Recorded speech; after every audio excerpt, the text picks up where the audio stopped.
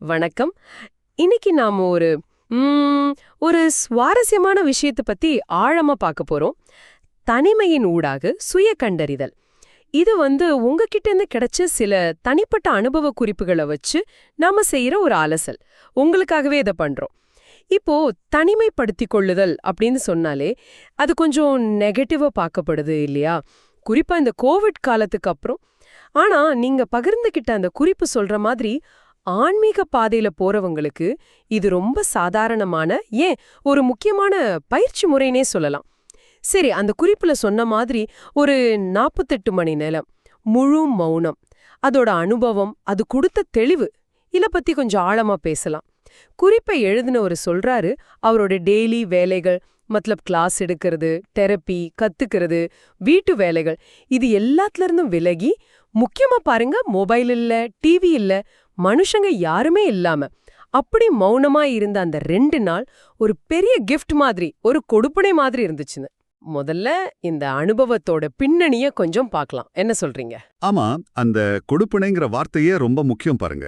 ஏன்னா நம்மள பல பேர் அப்படி ஒரு கம்ப்ளீட் கட் ஆஃப், அதாவது டிஜிட்டல் உலகத்துல இருந்தும் சரி, மத்தவங்க கிட்ட இருந்தும் சரி, அதை ஒரு தண்டனை இல்லாட்டாலும் ஒரு சங்கடமான விஷயமா தான் பார்ப்போம் இல்லையா?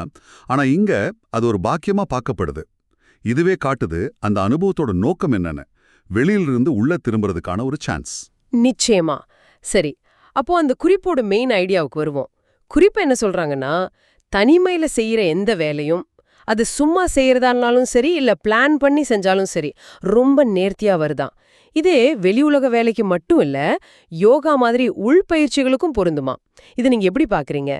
ஏன் ஏன் அந்த நேர்த்தி வருது? கவனச்சிதறல் இல்லாம இருக்கிறதால? நல்ல கேள்வி. ஏன் அந்த நேர்த்தி வருது? முதல் காரணம் நீங்க சொன்ன மாதிரி ரொம்ப ஓப்பன், கவனச்சிதறல்கள் இல்ல. நம்ம அன்றாட வாழ்க்கையில நம்ம மல்டி டாஸ்கிங் பண்ணிட்டே இருக்கோம்.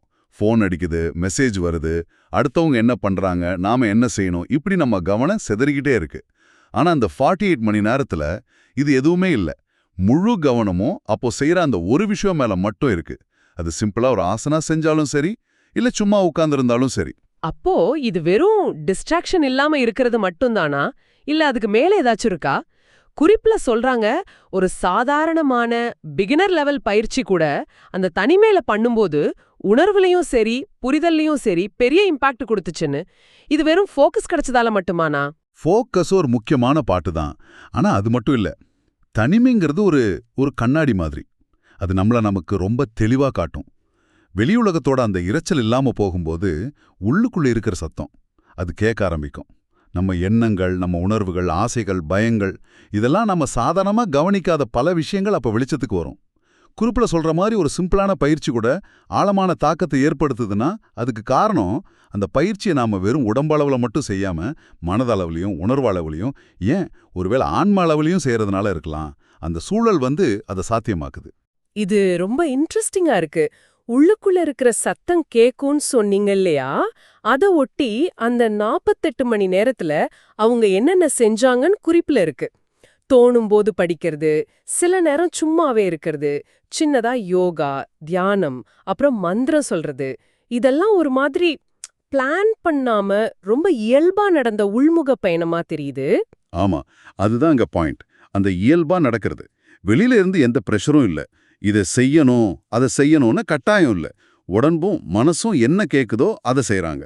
சில நேரம் ஆக்டிவிட்டி, சில நேரம் அமைதி. இந்த ஃப்ளெக்சிபிலிட்டி தான் அந்த உள்முக பயணத்துக்கு ரொம்ப முக்கியம். ஒரே ஒரு விஷயத்துக்கு தான் வெளியுலக சிந்தனை தேவைப்பட்டுச்சுன்னு சொல்றாங்க, சாப்பாடு. மத்தபடி கம்ப்ளீட்டா உள்ளதான் கவனம். இது அந்த அனுபவத்தோட ஒரு தீவிரத்தை காட்டுது. அடிப்படை தேவையை தாண்டி வேற எதுக்கும் வெளியுலகத்தை சார்ந்து இல்லைங்கிற மாதிரி ஒரு நிலை. சரி, இந்த உள்முக பயணத்தோட ஒரு ஹை பாயிண்டா குறிப்புல ஒரு வரி வருது. அது என்னைய ரொம்ப யோசிக்க வச்சது. எவ்வளவு அருகில் அது இருக்கிறது என்று தோன்றும் அளவில் அது அருகிலேயே இருப்பது தெரிந்தது. இது கொஞ்சம் கவிதை மாதிரி இருக்கு. இங்க அதுன்னு எதை சொல்றாங்கன்னு நினைக்கிறீங்க? அந்த ஃபீலிங், அந்த அருகாமை உணர்வு எப்படி இருந்திருக்கும்? நிச்சயமா அது ஒரு ஆழமான வரி. இங்க அதுங்கிறது பெரும்பாலும் அவங்க தேடுற ஒரு உண்மையா இருக்கலாம். இல்லனா ஒரு விதமான ஆன்மீக நிலை, முழுமையான அமைதி, ஏன் நம்மள நாமே உணர்ற நிலை கூட இருக்கலாம். இது ஒவ்வொருத்தரோட தேடலை பொறுத்தது தான். ஆனா முக்கியம் என்னன்னா, அந்த நிலை ஏதோ தூரத்துல அடைய வேண்டிய ஒண்ணா இல்லாம, இங்கேயே இப்போதே ரொம்ப பக்கத்துல இருக்குங்கிற ஒரு தெளிவான ஒரு எக்ஸ்பீரியன்ஷியல் ஃபீலிங் வந்திருக்கு. இது வெறும் மண்டையில புரிஞ்சுக்கிறது இல்ல. ஓ, அது பக்கத்துல தான் இருக்குன்னு தெரிஞ்சுக்கிறது வேற. அத உணர்றது. காத்து நம்ம மேல படுற மாதிரி, நம்ம ஹார்ட் பீட் மாதிரி, அவ்வளவு நிஜமான ஒரு அனுபவம். அந்த உணர்வு எந்த அளவுக்கு தீவிரமா இருந்திருக்குன்னா, ஒரு கட்டத்துல இனிமே இப்படியே மடங்கள்ல எங்காவது தங்கிட்டா என்ன அப்படின்னு ஒரு எண்ணம் வந்ததாவும் குறிப்பு சொல்லுது. அதாவது திரும்ப டெய்லி லைஃப்க்கு போகவே யோசிக்கிற அளவுக்கு அந்த தனிமை, அந்த அருகாமை உணர்வு அவங்கள ஈர்த்திருக்கு. ஆமா. அது அந்த அனுபவத்தோட ஆழத்தையும், அது குடுத்த ஒரு விதமான நிறைவையும் காட்டுது. யோசிச்சு பாருங்க. சாதாரணமா 2 நாள் தனியா இருந்தா, எப்படா வீட்டுக்கு போவோம், எப்படா ஃபோன் எடுப்போம் தான் தோணும் பெரும்பாலும். ஆனா இங்க அந்த அமைதியிலே, அந்த ஸ்டேட்லயே இருந்துடலாம்னு தோணுதுன்னா, அப்போ அவங்களுக்கு அங்க ரொம்ப முக்கியமான ஒண்ணு கிடைச்சிருக்கு. அது ஒருவேளை அவங்க ரொம்ப நாளா தேடிட்டு இருந்த ஒரு பதிலா இருக்கலாம், இல்ல ஒரு புது பார்வை, வாழ்க்கைக்கு ஒரு வழிகாட்டல் அப்படி கூட இருக்கலாம். அப்போ இந்த மொத்த அனுபவத்தோட சாராம்சமா குறிப்போட கடைசியில ஒரு வரிய சொல்றாங்க. என்ன அள்ளிலாலும் குறையாத ஒன்று உள்ளே உள்ளது. இதுதான் தனிமையோட பரிசு இல்ல கிஃப்ட் அப்படிங்கிற மாதிரி இருக்கு. இதை எப்படி புரிஞ்சுக்கிறது? இதுதான் இதுதான் அந்த உச்சகட்டமான கண்டுபிடிப்புன்னு சொல்லலாம். தனிமைனா நாம நினைக்கிற மாதிரி அது ஒரு எம்டினஸ் இல்ல, அது ஒரு வெற்றிடம் இல்ல. அதுக்கு பதிலா அது நம்மள நமக்குள்ளேயே இருக்கிற ஒரு வற்றாத, ஒரு குறையாத வளத்தோட கனெக்ட் பண்ற ஒரு வழி. அந்த குறையாத ஒன்றுங்கிறது நம்மளோட இன்னர் பொட்டென்ஷியலா இருக்கலாம், நம்மளோட உண்மையான நேச்சரா இருக்கலாம், அமைதி, அன்பு, கிரியேட்டிவிட்டி எதுவா வேணா இருக்கலாம். வெளி உலகத்துல நாம தேடுற திருப்தி, சந்தோஷம் எல்லாம் உண்மையில நமக்குள்ளேயே தான் இருக்குங்கிறத உணர்ற தருணம் அது. என்ன எடுத்தாலும் குறையாதுன்னா என்ன அர்த்தம்? அதுக்கு எல்லையே இல்ல. அது நம்மளோட அடிப்படை இயல்பு. அப்போ ஆரம்பத்துல நாம பேசின அந்த நேர்த்தி, செயல்கள்ல வர்ற நேர்த்தி, தெளிவு, அப்புறம் இந்த அருகாமை உணர்வு, இப்போ நீங்க சொல்ற இந்த குறையாத வளம், இது எல்லாமே ஒன்னோட ஒன்னு கனெக்டட் இல்லையா? எல்லாமே உள்ளிருந்து வர்றது. தனிமைங்கிறது அந்த உள்திறப்புக்கு ஒரு நல்ல சூழலை தருது, அவ்வளவுதானா? மிகச்சரியா சொன்னீங்க. அதுதான் அந்த கனெக்ஷன். வெளியிலிருந்து டிஸ்ட்ராக்ஷன்ஸ் குறையும் போது கவனம் ஆட்டோமேட்டிக்கா உள்ளே திரும்புது. உள்ளே திரும்பும்போது நம்மளோட இயல்பான திறமைகள், நம்மளோட உண்மையான இயல்பு அதெல்லாம் வெளிப்பட ஆரம்பிக்குது. அதுதான் செயல்கள்ல நேர்த்தியா தெரியுது. அந்த உள்முகமான கவனம் தான் நாம தேடுற உண்மை எவ்வளோ பக்கத்துல இருக்குங்கிற ஃபீலிங்க கொடுக்குது. அந்த ஆழமான தொடர்பு தான் நமக்குள்ள ஒரு வற்றாத வளம் இருக்குங்கிறத புரிய வைக்குது. ஸோ தனிமைங்கிறது இந்த எல்லாத்துக்கும் வழிவகுக்கிற ஒரு பவர்ஃபுல்லான டூல். அதுவே இலக்கு இல்ல, ஆனா இலக்க அடைய ஒரு முக்கியமான பாதை. கேக்கவே ரொம்ப நல்லா இருக்கு. ஆனா இது எல்லாமே ஒரு தனிப்பட்ட அனுபவம். இந்த குறிப்பை பகிர்ந்துகிட்டவங்களுக்கு இது ரொம்ப மீனிங்ஃபுல்லா இருந்திருக்கு. இப்போ இத கேட்டுட்டு இருக்கிறவங்களுக்கு, அதாவது உங்களுக்கு, இது எப்படி பொருந்தோன்னு யோசிக்கலாம். குறிப்புல சொன்ன மாதிரி 48 மணி நேரம் முழு மௌனம், அது எல்லாருக்கும் சாத்தியம் இல்லாம இருக்கலாம். ஆனா இதுல இருந்து நாம என்ன எடுத்துக்க முடியும்? நிச்சயமா. அந்த 48 மணி நேரம்ங்கிறது ஒரு உதாரணம் தான். முக்கியம் அந்த இன்டென்ஷன். நமக்காக நம்மளோட உள்ளுலகத்தோட கனெக்ட் பண்ணிக்க கொஞ்சம் டைம் ஒதுக்குறது. அது ஒரு நாளைக்கு 15 நிமிஷமா இருக்கலாம், இல்ல வாரத்துக்கு ஒரு சில மணி நேரங்களா இருக்கலாம்.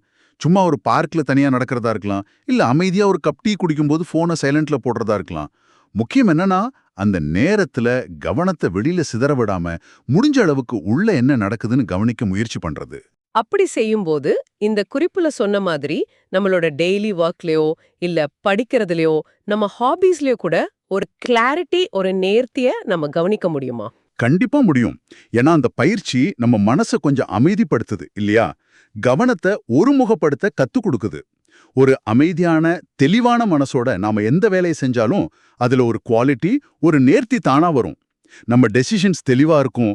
நம்ம செயல்கள்ல அது தேவையில்லாத பதட்டம் குறையும். முக்கியமா ஏதாவது பிரச்சனை வரும்போது அதை ஃபேஸ் பண்ற விதமே மாறும். ஏன்னா நமக்குள்ள ஒரு ஸ்டெடியான ஒரு சென்டர் இருக்குங்கிற உணர்வு வர ஆரம்பிக்கும். அந்த குறையாத ஒன்று இருக்குங்கிற நம்பிக்கை. ஒரு வழி செயல்கள்ல நேர்த்தி வர்றதுக்கும் மனசுல தெளிவு பெருக்கிறதுக்கும் நமக்குள்ள இருக்கிற அந்த வற்றாத ஆற்றலை உணர்றதுக்கும் அது ஒரு கருவி. இதுதான் இந்த குறிப்புகளோட மொத்த சாராம்சம்னு சொல்லலாமா? ஆமா, மிக சரியா தொகுத்தீங்க. தனிமை ஒரு எஸ்கேப் இல்ல, அது ஒரு என்கவுண்டர். நம்மள நாமளே சந்திக்கிறது. அது ஒரு பயிற்சி முறை, ஒரு திறவுகோல் மாதிரி. அப்போ இந்த ஆழமான அலசலோட இறுதியில உங்களுக்காக ஒரு கேள்விய, ஒரு சிந்தனையை விட்டுட்டு போக நினைக்கிறேன். இந்த குறிப்புல சொன்ன மாதிரி ஒரு தீவிரமான தனிமை அனுபவம், இல்ல நீங்க உங்களுக்காக எடுத்துக்கிற சின்ன தனிமை நேரம், எதுவா இருந்தாலும் அது முடிஞ்சு திரும்பவும் நம்ம அன்றாட வாழ்க்கையோட அந்த சலசலப்புக்குள்ள போகும்போது, அங்க கிடைச்ச அந்த அமைதி, அந்த தெளிவு, அந்த உள்ளே உள்ள குறையாத ஒன்றின் உணர்வு, இதெல்லாம் எப்படி மெயின்டைன் பண்றது? இது இது ரொம்ப முக்கியமான கேள்வி. நிஜமாவே. ஏன்னா, அந்த அமைதிக்கு பழகிட்டு திரும்பவும் இந்த இரைச்சலுக்கு வர்றது கொஞ்சம் கஷ்டமா இருக்கலாம். தனிமையில கிடைச்ச அந்த நேர்த்திய, இத்தனை டிஸ்ட்ராக்ஷன்ஸ் நடுவுல எப்படி பேணுறது?